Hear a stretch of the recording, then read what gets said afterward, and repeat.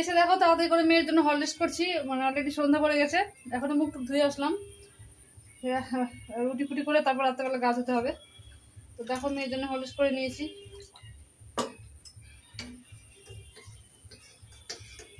আর এইদিকে দেখো এই যে চা বসানো আছে।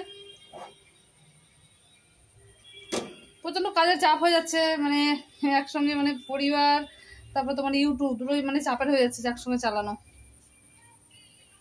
শাড়ি পরে গরম লাগছে, কিন্তু ভিডিও করার জন্য শাড়ি পরতে হয়, মাঝে মধ্যে পরি আর কি, ভালো লাগে।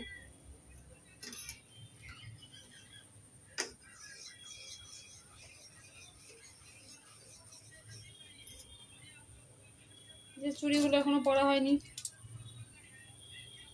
এখন আবার পরে ভিডিও বানাবো। ঠিক আছে, চাটা হয়ে গেছে, চা ছেঁকে নিই।